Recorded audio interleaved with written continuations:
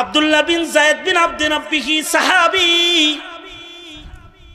খেজুরের বাগানে কাজ করতেছেন, কে যেন মদিনার পথ দিয়ে বলে যায় রাসূল নাই, চলে গেছে।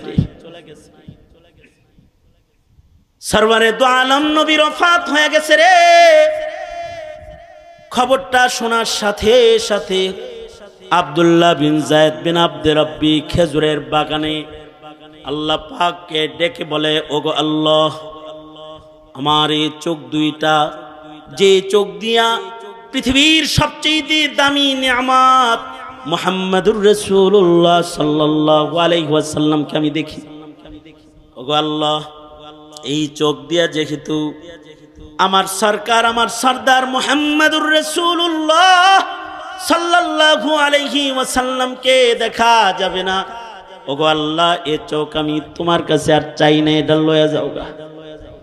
যে চোখ দিয়া রাসূল দেখা যাবে না, এই চোখ দিয়া দুনিয়ার আর কোনো নাজ নিয়ামত দেখতে চাই না।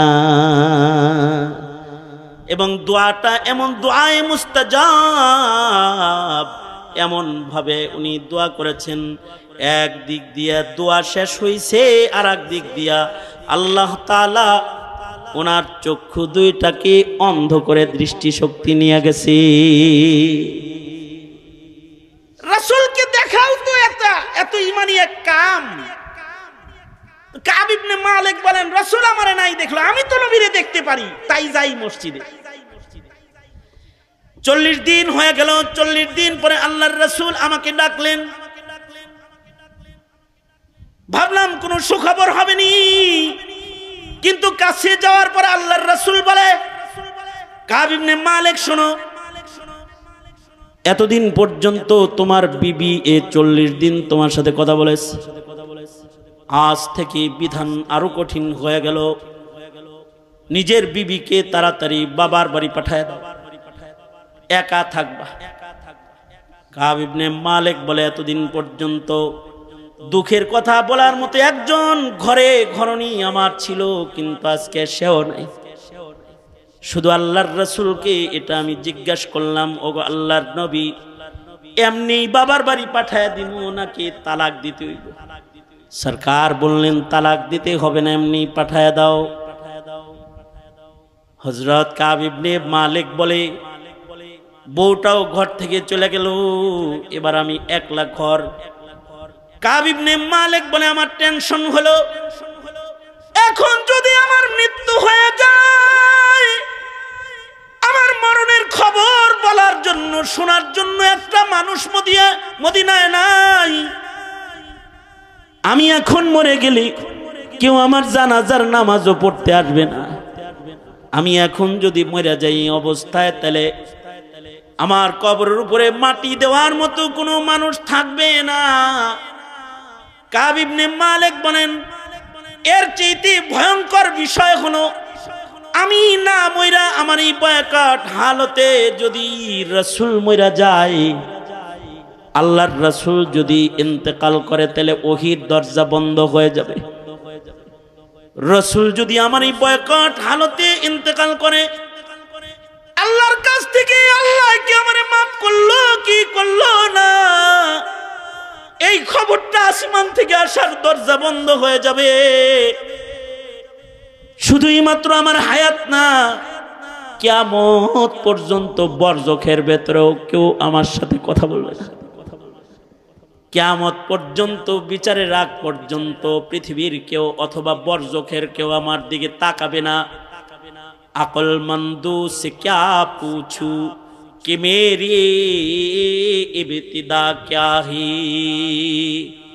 अक्लमंदू से क्या पूछूं कि मेरी इब्तिदा क्या है, कि मैं इस फिक्र में रहता हूँ मेरी इंतहा क्या है, कि मैं इस फिक्र में रहता हूँ मेरी इंतहा क्या है। আমার শেষ বিদায় কি হবে, এটা হলো আমার ভাবনা হওয়া চাই, যে আমার শেষ বিদায়টা কি ভালো হবে না মন্দ হবে।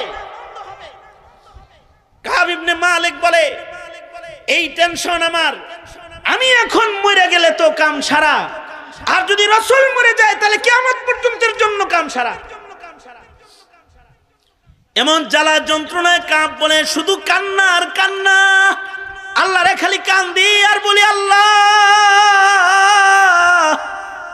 আমারে তুমি মাফ করে দাও। বান্দায় অপরাধ করে যদি আল্লাহর কাছে মাফ চায়, আল্লাহ খুশি হয়ে যায়, কারণ আল্লাহ তাআলা হুয়াল আজিজুল গফুর। আল্লাহ তাআলা বান্দা মাপ চাইলে খুশি হইয়া যায়।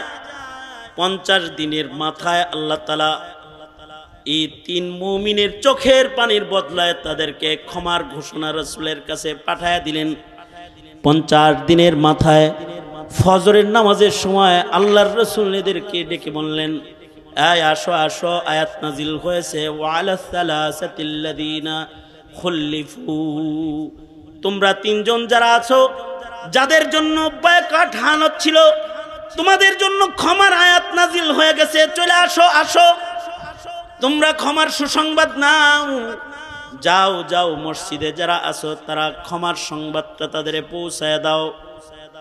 সাহাবী বলে, আমি দৌড় দিলাম, কাব ইবনে মালিকের ঘরে দৌড়ায় গেলাম তাকে খবর দেওয়ার জন্য, কাব রে আল্লাহ তাআলা তোদের মাফ করে দিছে।